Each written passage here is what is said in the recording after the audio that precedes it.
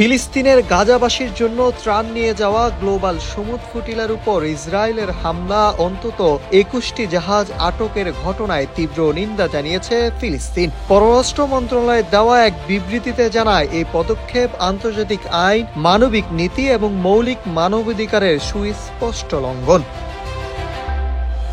বিবৃতিতে বলা হয়, আন্তর্জাতিক আইনে স্বীকৃত নৌ চলাচলের স্বাধীনতা ইসরায়েলের কোনোভাবেই হস্তক্ষেপ করতে পারবে না। গ্লোবাল সমুদ ফুটিলা আন্তর্জাতিক জলসীমায় অবাধ চলাচলের অধিকার রাখে এবং মানবিক সহায়তা পৌঁছাতে তাদের ফিলিস্তিনের আঞ্চলিক পানিসীমায় প্রবেশেরও বৈধ অধিকার রয়েছে। তবে ইসরায়েল সেই বৈধ অধিকার উপেক্ষা করে সহিংসভাবে নৌবহর আটক করেছে।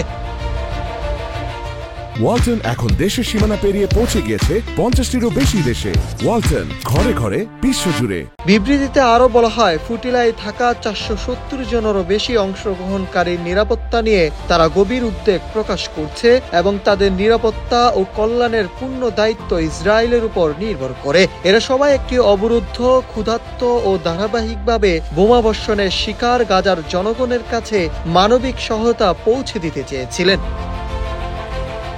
ফিলিস্তিন রাষ্ট্র আরও স্মরণ করিয়ে দিয়েছে, গ্লোবাল সমুদ ফুটিলা একটি শান্তিপূর্ণ ও বেসামরিক উদ্যোগ, যার লক্ষ্য গাজা উপত্যকার উপর ইসরায়েলের অমানবিক ও বেআইনি অবরোধ ভাঙা এবং আন্তর্জাতিক আইন অনুসারে ইসরায়েলের ক্ষুধানীতি ও গণহত্যার অবসান ঘটানো।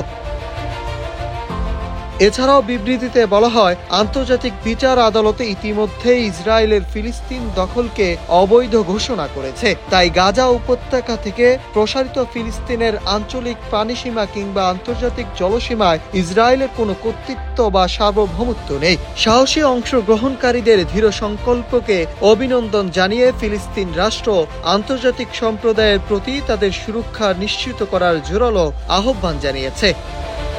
Nahid Hasan, news desk, Ittefaq.